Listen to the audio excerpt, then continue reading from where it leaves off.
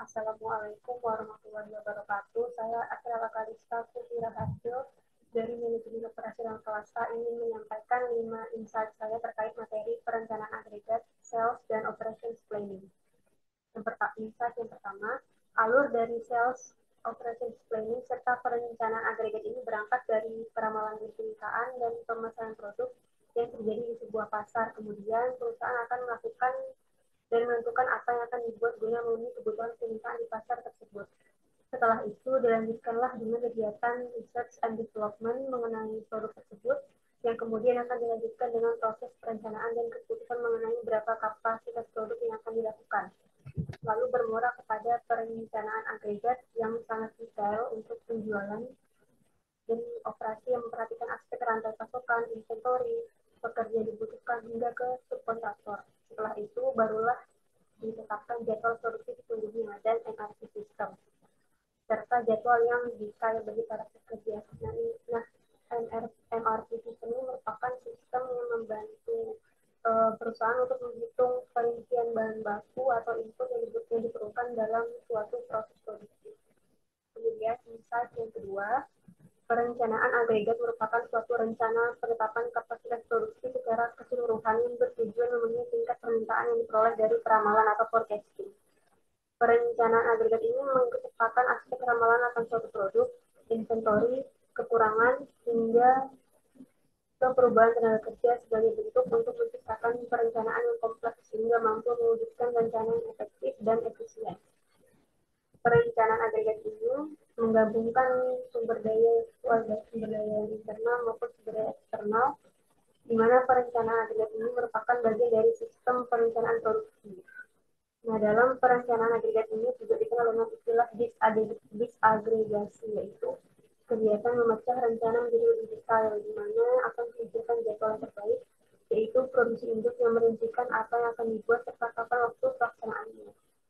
Kemudian, insight yang ketiga, dalam melakukan perencanaan agregat, terdapat dua aspek besar yang harus dipertimbangkan dengan yaitu melalui dua cara. Yang pertama, capacity options dan demand options.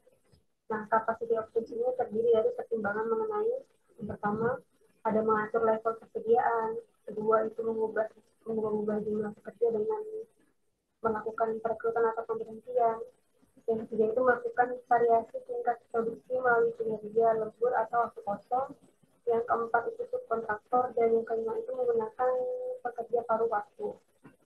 Sedangkan demand options ini terdiri dari pertimbangan mengenai yang pertama mempengaruhi permintaan, yang kedua itu tunggakan pemesanan selama periode permintaan sedang tinggi, dan yang ketiga itu bauran produk dan jasa yang melawan tren.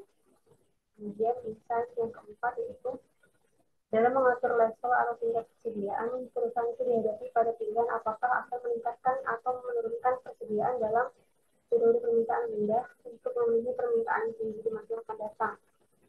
Apabila perusahaan itu keliru dalam menganalisis tingkat persediaan pada suatu periode, maka akan berakibat pada meningkatnya jumlah biaya mereka keluarkan untuk misalnya penyimpanan, maintenance, untuk biaya pengiriman, biaya pemeliharaan keuangan, dan lain-lain sebagainya. Serta kehilangan penjualan pada pelanggan karena waktu tunggu yang terlalu lama bagi para pelanggan bisa mendapatkan produk yang mereka butuhkan, sehingga mereka seperti itu. Kemudian, dalam mengubah-ubah pekerja dengan perekrutan atau pemberian kerja itu, perusahaan harus mampu menyesuaikan tingkat produksi dengan permintaan yang terjadi. Apakah akan tetap menggunakan jumlah pekerja yang ada atau menambah atau mengurangi pekerja guna menekan biaya. Nah, pekerja baru ini mungkin memiliki kinerja produktivitas yang rendah jika dibandingkan dengan pekerja yang lama. Sehingga perusahaan itu harus melakukan pelatihan untuk menunjukkan keahlian yang mampu menyokong produktivitas pekerja baru agar selaras dengan tujuan perusahaan. Di sisi lain, pemberhentian pekerjaan juga memiliki dampak pada moral perusahaan yang bisa saja menurun, sehingga mungkin masyarakat akan menilai bahwa perusahaan kita itu terlalu sering melakukan pemberhentian pekerjaan, sehingga mereka harus menjadi stigma negatif terkait perusahaan kita yang akan mengakibatkan pada penurunan produktivitas perusahaan. Lalu untuk insight yang kelima, dalam dalam bidding options terdapat aspek mempengaruhi permintaan. Nah, dalam hal ini, permintaan itu dapat dipengaruhi menggunakan iklan atau promosi guna meningkatkan permintaan dalam periode yang ada.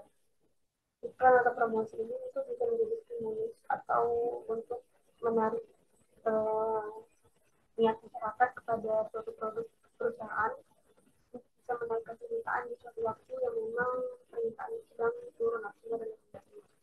Dan tentu saja penggunaan iklan atau promosi ini merupakan media meningkatkan permintaan tadi, pasti perlu tambahan biaya yang dikeluarkan untuk merealisasikannya. Lalu aspek yang kedua dalam bidding option itu ada tunggakan pemesanan selama periode permintaan tinggi. Dalam aksi ini, perusahaan harus mampu memperkirakan pesanan yang sewaktu-waktu mendadak melangit di pasaran. Sehingga manajemen konsolidasi ini sangat penting. Pelanggan pasti memiliki waktu tunggu maksimal untuk produk yang diinginkannya terjual di pasaran. Oleh karena itu, jangan sampai pada periode permintaan persediaan yang ada di pasaran yang kita itu malah tidak ada sama sekali. Atau mungkin produksi. Jika terjadi hal yang demikian, maka bisa saja berdampak ya pada penjualan kita uh, yang konsumen, karena konsumen akhirnya pindah ke produk yang bersaing karena produk yang dibutuhkan pada ya, kita pada berita itu ternyata nggak tersedia di pasaran. Lalu aspek yang ketiga pada design options ini ada yaitu bauran produk dan jasa yang melawan tren. Nah, permintaan musiman merupakan permintaan akan suatu produk yang hanya meningkat pada suatu waktu. Dan jika waktu tersebutlah usai, biasanya permintaan itu akan cenderung menurun kembali. Nah, permintaan musiman ini biasanya itu terjadi pada suatu momen-momen atau event-event tertentu di mana memang sedang tingginya permintaan suatu produk tersebut. Misalnya itu mungkin mengenai permintaan tentang fokus baru di saat ini menjelang Idul Fitri dan lain sebagainya. Perusahaan itu dapat melakukan pengembangan bauran produk yang mampu melawan tren musiman agar permintaan pelanggan itu tidak hanya berfokus pada produk yang itu saja yang sedang minta pada suatu momen itu saja, tapi perusahaan bisa mengakali dengan membuat produk yang tidak harus memenuhi tren musiman. Justru diperbolehkan untuk menghasilkan produk atau lainnya di luar dari bidang keahlian perusahaan tersebut untuk bisa memaksimalkan segala ini mereka untuk bisa memaksimalkan keuntungan. Kiranya sekian insight saya mengenai materi perencanaan agregat, sales, dan operations planning. Jika ada kesalahan dan kekurangan kata, mohon dimaafkan. Dan dari saya, wassalamualaikum warahmatullahi wabarakatuh.